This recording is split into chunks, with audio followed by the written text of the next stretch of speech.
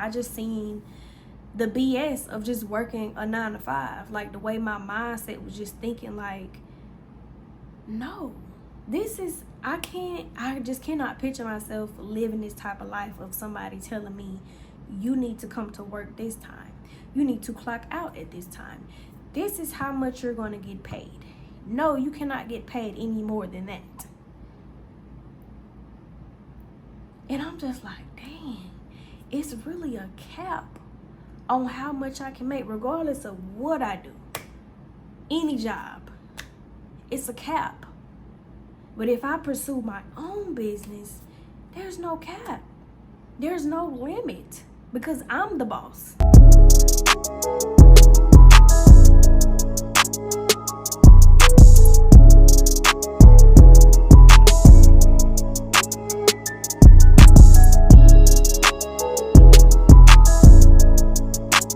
Hey y'all, welcome back or welcome to my channel. My name is Akivia, if you don't know, and we're gonna just jump straight into it. So today's video is going to be about basically how I transitioned from working a 9 to 5 to being fully self-employed. And I have been fully self-employed for like the past 6-7 years. So yeah, I've never had to work another job or anything like that. So we're just gonna jump straight into the story.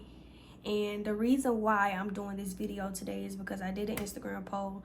I asked people, what do they want me to talk about on my YouTube channel, that I actually was supposed to go live.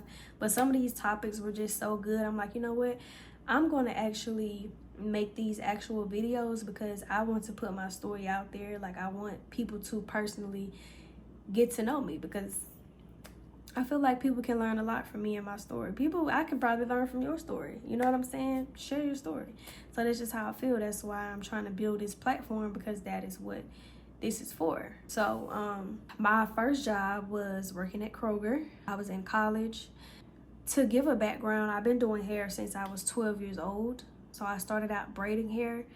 I didn't really start doing sew-ins and things of that sort until like probably the end of my high school years, and then once I got to college. Disclaimer, I never wanted to go to college. I'm just putting it out there. I'm being real and I'm being transparent. That was kind of forced on me. And we don't have to go into names, details, all that type of stuff, but it was forced on me. I never wanted to go, but I just went because, people were just like, hey, we're not going to pursue hair as a career because it's not one. You need to go to school and you need to get a degree. I wanted to go to cosmetology school as soon as I finished high school, but that was not an option for me. So I just went on to college. But baby, I was still doing hair. Cause what? Baby, I'm still gonna do what I feel makes me happy. And that's exactly what I did. So I was doing hair, y'all. Eventually I drifted away from braiding hair. I tried to get away from that because I felt like I was starting to get like carpal tunnel from just braiding so much. Mind you, I've been doing it since I was 12. I graduated high school at 17, and then, by the time college started, I was 18. So that's years and years you just been braiding hair. Like, let's give it a rest. So once I became very, very skilled at doing like sew-ins, wigs, all that type of stuff, I eventually I was gradually deleting pictures of braids off my pages, because by this time I'm living in Savannah and people know me, you're getting to know me, but you don't know that I've basically been braiding hair all my life. So once I realized, like, okay, you're kind of becoming well known in a whole nother city, what do you want people to know you to do? Or what do you want people to, know you of? And braids was just not one of them things that I wanted people. I didn't want people to know me as a braider, because I was just trying to leave that in the past. We done did that. We done that. Let's move on to some other stuff, because I ain't got time to have arthritis at no 19 years old. Like, what? But I was doing so many people here, and I started to become so well known in the city of Savannah when I was in school, that people off campus were, becoming aware of who I was and my work and what I do, that I was doing house calls and going to other people's house and doing their hair. I mean, you in college, you on campus, everybody can't just come on campus. So hey, what's the other option? How are you going to keep making your money? How are you going to expand your business? I'm just going to come to you. That's what we're going to do. So that's what I did. And like I said, I started to become so well known that this salon ended up reaching out to me, and I was like, hey, we want you at our shop. Started working there, paying booth rent.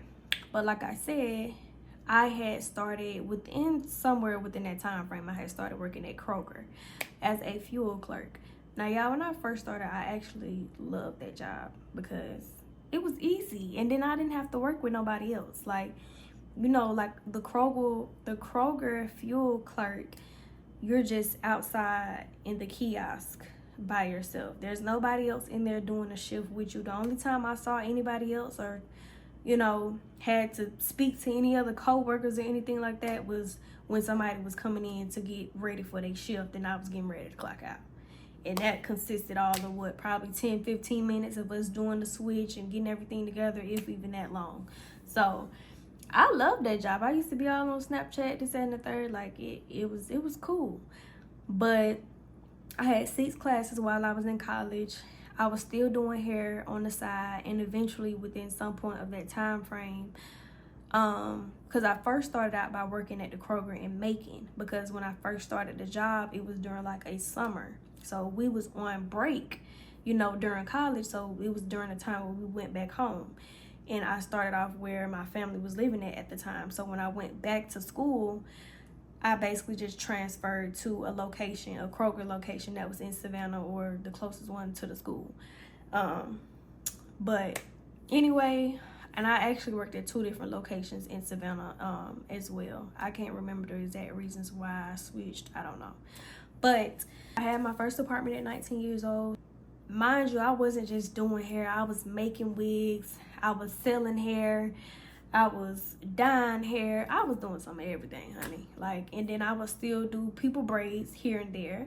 So basically, like I said, to go back to me not wanting to go to college, I worked at Kroger for 1 year. 1 year. And first of all, to me, like I said, bills were affordable. So the money that I was bringing in, it was nothing. And then don't forget, you know, you getting paid from school. You getting your little check I forgot how often you used to get paid. I can't remember. But so I had money. I was making really, really good money from doing hair. And then my check from work was just, it was a little something, because my checks used to be like $200. I think I got paid weekly. I did get paid weekly for my job, but they was no more than $200 and something dollars, because I was getting paid $7 an hour and something. And eventually, after a year, at 19 years old, I was like, this ain't no money. Like, y'all, people used to be quitting all the time. So guess who was working double shifts? Who was taking everybody's shifts? Who, like, it was... Then they had me labeled as a part-time worker. Mind you, I was working 38 hours, which is damn near full-time, because I was only supposed to be working like half of that. But like I said, with me having to take on other people's shifts and always doing things that were not really my job and my responsibility, yeah.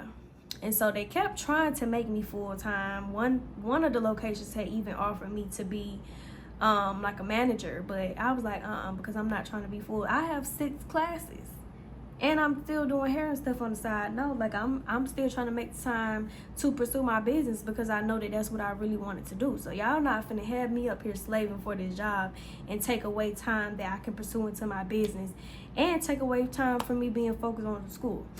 But eventually, as time progressed, the focus on school was way out the window. I'm just gonna be honest with you, it was. After a year, I caught on quickly, and I was just getting my checks and stuff, because the money that I was making from doing hair was, you know what I'm saying, basically more than what I was making from working. And I'm just like, I just know that if I did this full time, if I did hair and really pursued my business full time, that I could really see some real money. But taking up so much time with this job and they're not really paying me nothing. Like at 19 years old, I'm like, what is this? What am I gonna do with this? This is nothing. For a 19-year-old, it was something. Of course, it still is something for a 19-year-old to this day. But for me, I knew that was some BS. I don't care how old I was, because I know my life. I know things that I had done been through. And I'm like, you know what? We're not finna keep pursuing this. I'm trying to get to the bag.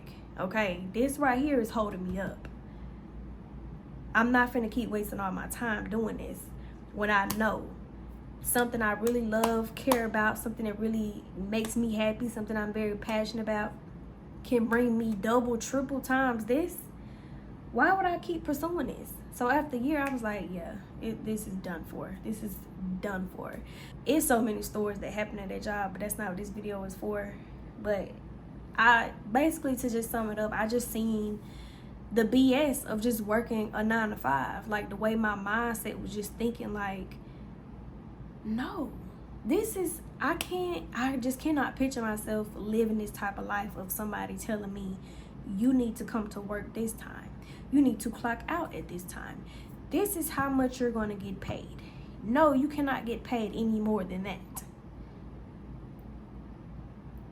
And I'm just like, dang, it's really a cap on how much I can make, regardless of what I do. Any job, it's a cap. But if I pursue my own business, there's no cap. There's no limit, because I'm the boss. I say what goes. There's nobody over my shoulder telling me what to do, how much I get paid, because I call the shots. And that's why I'm just so grateful that I started doing that at such a young age, because that mentality was already pretty much there. But I knew that I still had to, I had to do something just to have a little bit of security. You know what I'm saying? Because at the end of the day, I still was in a whole nother different city. But y'all, I quit that job. Me and my best friend, we went out to eat the next day at Juicy Crab, I think. Apparently they were hiring, and the person there was like, hey, one of y'all need a job? So I'm like, yeah, I actually need a job. I just quit mine yesterday. Now, me knowing I had already had that mentality. The reason, so let me clarify. Talking to everybody else, I didn't really express my mindset at that time of what I was really thinking. There was a lot of stuff just going on that just made me fed up with working at that particular job. So it wasn't like I was just completely done for, but it was just like various reasons why I just didn't want to work that job no more. But I also had that mindset, but I didn't tell anybody that, because you know, when you're just talking to certain people, I already didn't really have people supporting me to do hair. They didn't want that to be my career. So I felt like I couldn't really express that to just any and everybody what I was really thinking and what was really going through my mind at the time. You know, I was just making it seem like, yeah, this job's some BS. I'm just gonna do hair and do this until maybe I find something else. You know, like that's basically kind of like how I portrayed it. So he offered me the job. He was like, well, can you come in tomorrow for training? So I'm like, okay, do I need to fill out the application? Like what, you know? He was like, no, just come on in tomorrow and we're gonna get the training started. So I'm like, okay, cool. So in my mind, like when I went home, I felt happy, because I'm thinking like, okay, is this God? Because, you know, now just thinking about it, I'm like, okay, how would my life have turned out if I had taken that job? Like, you know, but I still had in the back of my mind, like, girl, you know that you don't want to work no job no more. Like, you know that, and you still trying to go up here and work when you know, like, that's a distraction that's trying to keep you from doing what you know you're supposed to be doing.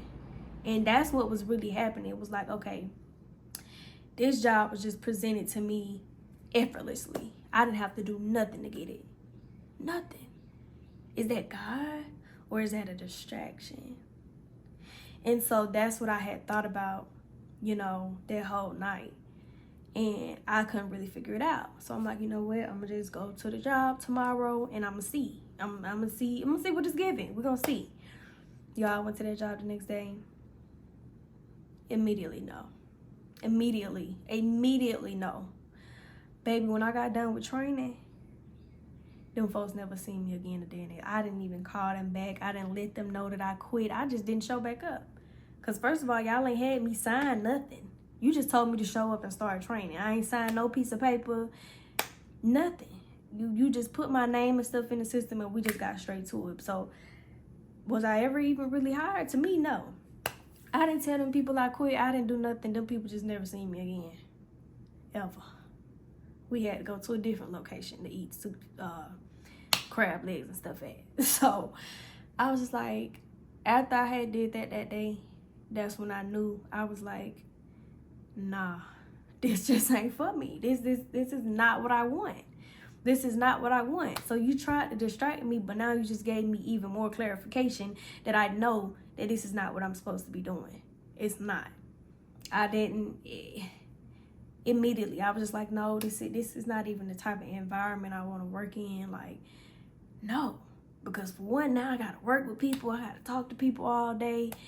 I was doing okay at my last job by working by myself and just talking to the customers. And most of them, you see them every day. Because, Kroger be loyal to their little stuff, their little Kroger points and their gas. So I used to basically see the same people every other day. So I'm not doing that. I'm not doing that. We finna do some hell over here, okay? I'd rather deal with this because I'm in control of everything that's going on over here on this side of town. I don't know what y'all got going over there, but over here, I'm in control of how everything is ran and what's gonna go down and how it's gonna go down. And that's the life that I wanted for myself. And I'm like, okay, I have full control over my life. You already have full control over your life, but with this, I really, really, really, really, really have full control over my life. From that day, I've never worked another 9 to 5. When I tell y'all, I told y'all what I was making in them checks. $200 per week. So that's what, $800 per month? Now, mind you, I was living by myself at the time, so my bills were not high at all. My water bill was not high. My light bill was not high. It was just me there. Half of the time, I was at Kroger. So I couldn't really run no bills up no way. So all my utilities was pretty much cheap. And like I said, I was still doing hair, making hair, selling hair. I had plenty of other money on the side. So once I started pursuing hair full time, I was making $200 in one day. Because mind y'all, let's go back. If I'm charging like $50-something a client, around that time I used to probably do about four heads a day maybe. And I'm like, hold up now. Wait a minute. Because now we making $200 a day. Now we making $200 a day. Last week, I just was making $200 per week. Now, we making it per day. At that moment, that's when I knew I had made the right decision. And y'all, it was just pretty much up from then. Like, it was up from then. I'm not even gonna lie to y'all, I was even still traveling back and forth from Savannah to Dublin, which is where I'm from, my hometown, back and forth every weekend. So I would cater to my Savannah clients through the week, and on weekends I would go back home because people love me there. I had became well known there. So by this time, okay, now we done made it to junior year in college. School where? I had done forgot why I was even there. I really did. I hadn't forgot why I was even there. So after my apartment, I still was making money, but I moved back on campus. We ain't gonna get into all that because the reason I moved off campus is a whole nother type of situation that ain't got nothing to do with how much money I was making and all that type of stuff. It's something completely, we just can't get into that, probably ever. So we ain't gonna talk about that. But I just know I had to move off campus, and when everything was finally over with, I moved back on campus. And so the first 3 years, I actually majored in biology. So I was going to try to be a physical therapist, knowing darn well I had no type of interest to be a physical therapist at all. I just, you know how you just be like, okay, in a minute, money, mo. Okay, they make some good money. We just gonna try to do that. But baby, I knew I didn't want to do that. But I made it to my junior year. I was passing until we got to physics, and I was like, what the hell? Then he was German. I'm like, hey, bro, I already don't understand what's going on, and I can't even understand what you're saying. So anyway, I remember getting in my car one night after class. This was a lab class, so it was 3 hours long. Got out, sat in my car. I called my mom, and I basically told her I didn't want to go to school no more. Like, I'm done with this. This is not what I want to do no more. And she was basically like, well, don't do it. If that's not what you want to do no more, then don't do it. After having that conversation with her, I did not stop going to college immediately. I was still trying to stick it out for a little bit longer. But I knew if I had called my mom and said those words that I was pretty much, already at that point. So anyway, fast forward, I ended up leaving, and the situation that made me actually leave had nothing to do with me doing hair or how much money I was making, or it was a whole nother different situation. Like I said, we're not gonna get into that. But after that situation took place, I called my mom, told her what happened, and that time she basically demanded me to come home. She was like, no, you need to get home. I don't know. So at that time, I was just like, okay, I don't want to be here anyway. Let's just go. Let's just do it. I'm tired of this. I just want to fully pursue what I want to do with my life, and that is have my own business and do hair, start my own line of selling things and that nature. I didn't really know every single thing I wanted to do it. I saw the vision, and with everything else going on in the background, I couldn't really see everything that I wanted to do because I still had all this other stuff that I was dealing with and going to school and just everything else that was just going on in my background that I could not really focus on every single thing that I wanted to do. I had a limited amount of time to really pursue. So anyway, basically I left, came back home, and at this point I pretty much felt like a failure because I just didn't know if I made the right decision. And it didn't feel like I made the right decision because I'm like, how do we end up back here? Why am I back home? Now we're back at square one. You know what I'm saying? You had literally made so much progress in a whole nother different city, and now you're back at square one, back home. And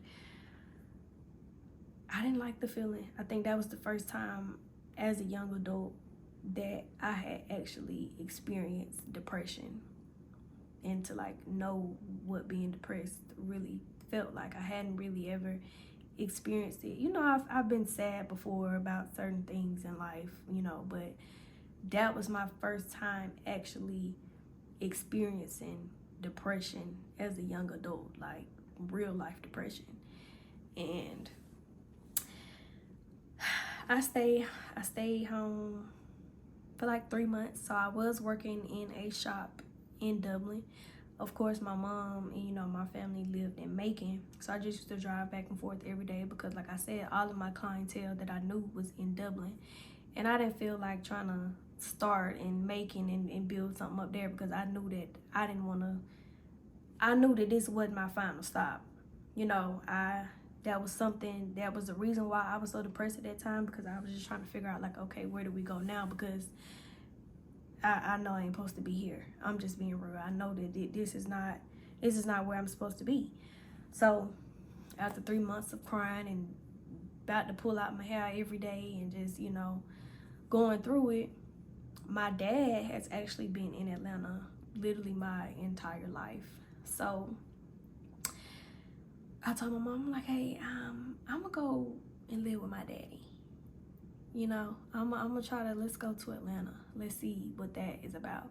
Because at the time, back in that time, I think it was 2019 when I came home. And, you know, looking on Instagram and stuff, because that TikTok wasn't really what it is now back then. TikTok was more like Musically, I think. It wasn't anybody could just post anything and just say whatever. It was just people on there just doing dances and stuff like that. People weren't really talking and saying stuff. So the only thing that was really popular back then was Instagram was becoming like the most popular thing, and then you still had Facebook, of course. But that was really it. And like to promote a business. So just looking at hairstylists in Atlanta, I'm like, hold on now, these girls over here charging $350, $400 and stuff to do what I'm doing, and I ain't charging nothing. At that time, I was charging $125, and people at home was saying that that was a lot to them. And I was like, okay, this is not where I'm supposed to be, because if somebody else over here paying $350 and over here somebody saying $125 is too much, I got to be in the wrong place. I need to get to where the people don't have no problem spending no money. And I'm just being real. That was my thought process. That's how I was thinking back then.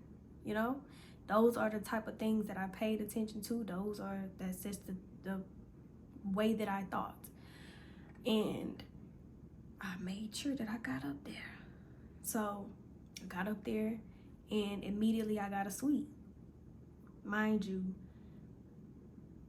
this was a suite that I found on my own, so nobody reached out to me. I had to actually go looking and see, and, you know, all this type of stuff.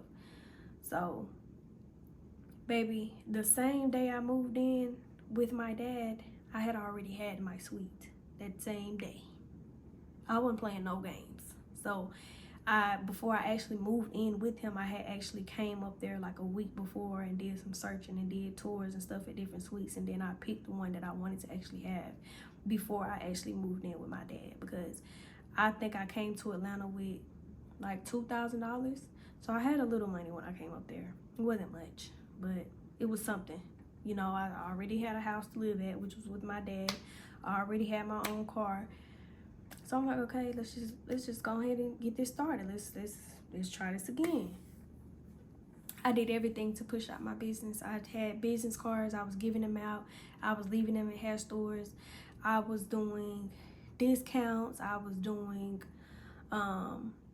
you know, back then, people used to promote people business. They probably still do it now, but I haven't did that like literally since then, back in 2019. So I don't know what that's like anymore, but you would have to like pay $10 or $20 or whatever for pages that would promote businesses. So I would pay, you know, start different pages and stuff to get my work out there, to get my name out there. I did everything. My suite rent there was $190, and it was some weeks where I didn't know how that rent was gonna get paid, because you in Atlanta now, boo. So when you was in these other different little small cities, and you know, it wasn't, I'm not trying to be shady. I'm really not. I'm being for real. But it wasn't really as much competition as it is in Atlanta. Atlanta is so big. You know what I'm saying? The actual city Atlanta is not as big, but you counting the surrounding areas of Atlanta, and Atlanta itself is very, you know what I'm saying? It's a lot of people there. So now you got to step your game up. You done came over here to try to swim with the sharks now.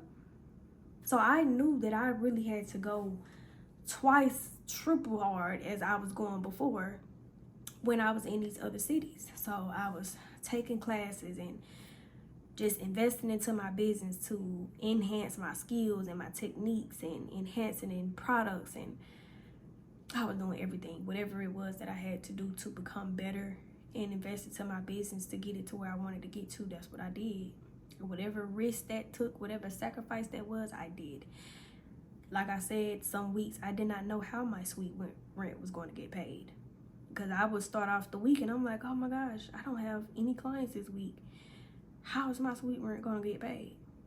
But guess what? I bet you it always got paid. I didn't do no scamming. I didn't do none of that. God always provided and he always made a way. He always sent somebody to me right on time, whether that was making a wig, teaching classes. He was always there because I believed in him. I took the risk. I took the chance. I believed in him and I believed in myself. So if you don't have that belief and you don't trust in him, it's not going to come to pass. And especially if you don't even believe in yourself, you might as well hang it up. But like I said, I didn't know how some stuff was going to get done, how some stuff was going to get paid, how some stuff was going to play out and turn out. But I went for it anyway. And after being there, I started to get a name for myself. People started to, you know what I'm saying, notice me. Because like I said, I was doing whatever it was I had to do to get myself out there. And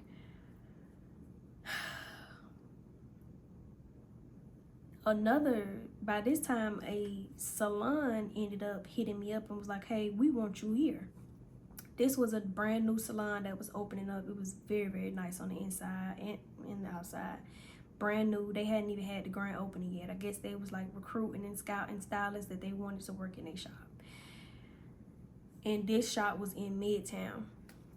So I went over there, I looked at it. My lease was getting ready to be up because I only had signed like I think a 6-month lease where I was, because I had only stayed with my daddy for 6 months. After that, I was gone, and I had we had got our own apartment, which is me and my husband. And the suite rent at the place that reached out to me, their suite rent was $350 per week. And at that moment, I was like, oh baby, you believe in God big time. You got some big faith to be sitting up here talking about, oh, you could pay $350 per week. Guess what? I paid it. It got paid. It got paid. Because guess what? By this time now, I done invested thousands of dollars into my business, into my craft, getting better. Because when you swimming with the big sharks and you really trying to get yourself out there, don't think you're going to be seen and you're going to be known if you just staying stagnant. Now you making the money, so let's invest into that business so you can become even better at what you're doing. And that's something that I learned along my journey, and especially as a hairstylist, to always remain a student. Always remain a student. Don't ever think that once you get to a certain point in your career that you're a know-it-all. Oh, I know it all. I know this and I know that. No, you don't. You don't know everything. There's still more that you need to learn. There's still more that I need to learn right now. There's still more investing that I need to do into myself and into my business, into everything that I work for. There is somebody out here that knows a little bit more than you. A lot more than you. So don't ever think when you get to a certain point in your business that I don't have to learn anything anymore because I now know it all. No. That is, you setting yourself up for failure with that mindset. When you keep going, it's got to keep growing. So, anyway, while being at that salon suite, after a couple of months of working there, we ended up bumping into COVID, which was in 2020. Everything got shut down, and, you know, I'm like, okay, so of course we no longer had to pay suite rent and stuff like that for those few weeks or months, or however long it was we were shut down. But when things started kind of back opening up and they gave like hairstylists and barbers the okay to kind of go back to work, we basically had a meeting, like a Zoom meeting, and we had to vote on if, you know, everybody agreed with coming back to work or should we wait a little bit longer. Apparently, you know, obviously everybody was like, let's go back to work because the bills ain't start rolling in. But my mindset was like, baby, we just came off a lockdown. The whole world was just shut down. And now you think that everybody is just comfortable with just coming back out to get their hair done? and you still want us to pay $350. So my question is we still gonna be having to pay $350? Because how do we know that all of our clientele is comfortable with coming back out? This is something that has never happened in the world before. We all just experienced something that has never ever happened before, and you think that everybody is just gonna it was so, you know what I'm saying? So it was like, yeah, you still gotta pay that $350. So at this point in time, now, baby, I'm using my common sense. And I shot them a little email. I said, hey, well, I'm gonna have to break this lease because I'm not finna sit up here and be going broke after we just went through something like this. You know, after the world just went through something like this, and I don't know if all of my clientele is gonna be back, and I'm still responsible to pay $350. That was a time that I had to use my common sense and think logically, because even you know that don't make sense. So these people was talking about suing me, all this type of stuff. My husband is more into the corporate world and know how to word stuff better than I do when it comes to talking about stuff like that. He took my phone and he sent them a little email. I don't know what he said, but I never heard from them people again. Ever. And I went on to this shop and I got my stuff up out of there and I started working from home.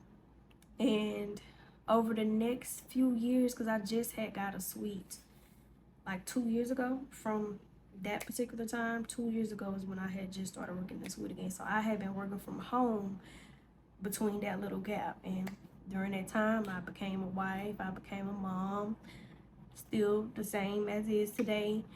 And yeah, life changed a lot. But also, like, while being pregnant and during some of those biggest times is when my business had been the most successful it had ever been. So I was doing classes. When I say doing classes, I mean like I was hosting classes. Like, people were paying to come learn from me.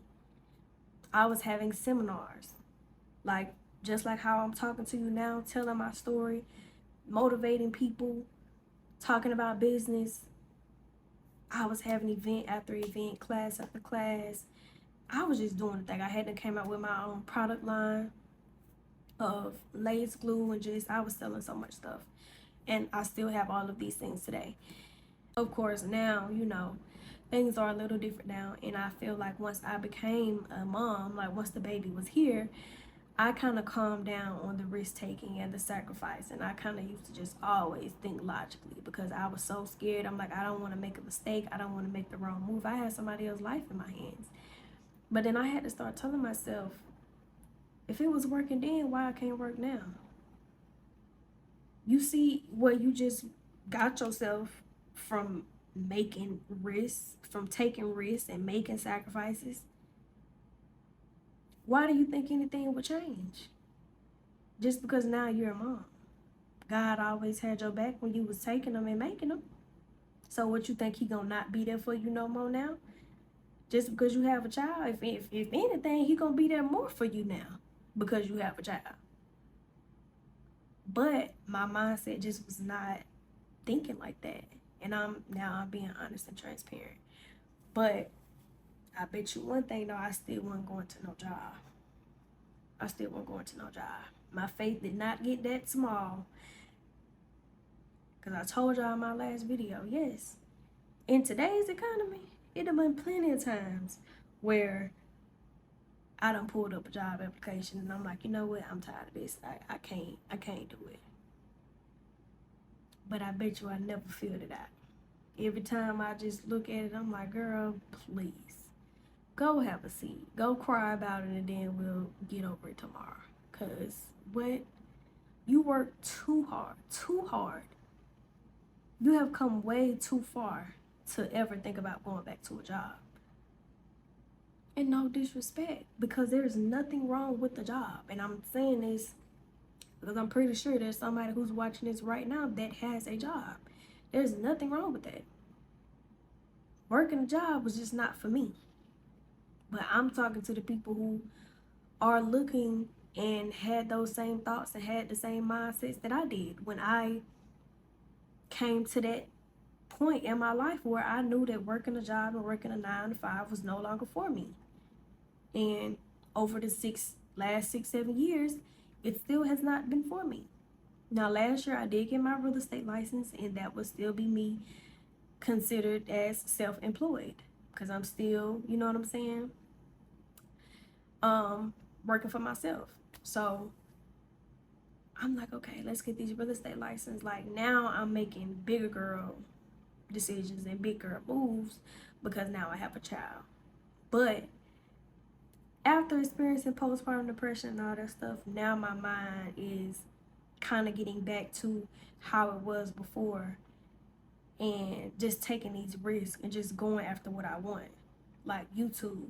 Even back then, all these years of everything that I just told you about, I used to make little YouTube videos here and there, but I was never consistent. But being a YouTuber was something that I always wanted to do, but I never just really took it serious. So now that I'm a mom, now I feel like I'm at a point in my life. I have a husband, I have a family, and my business is, well established. Now I charge enough to where I don't have to sit up there and do 3, 4, 5, 6, 7 heads a day to make $200, because I can just make $200 off one head. That's where I am now in my career. So it's like, now you can go after your YouTube. You don't even have to ask nobody for money on here. All they have to do is just watch what you do and watch what you have to say and get paid. But you just have to keep going to get to that point. So now that's what I'm doing. And I feel like this is still a risk that I'm taking. I can't, to me, I can't even say I can't see where this will end up, but I see progress, and that's enough for me to keep going.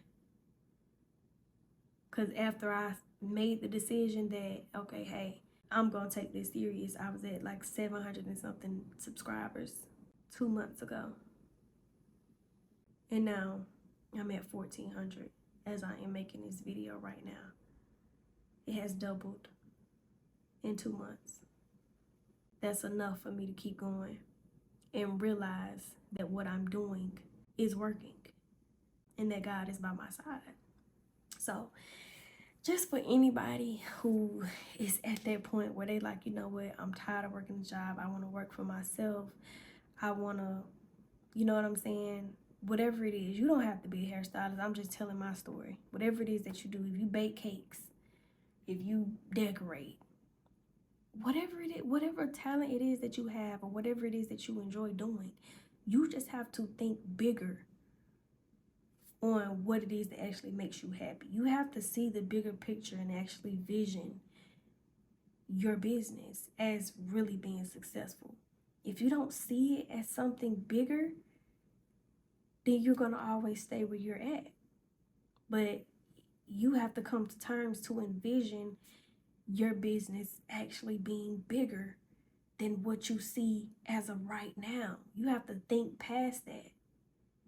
So if you can't envision anything past what you see right now for what you really enjoy and what you're really passionate about, you're going to always just stay stagnant and stay where you are.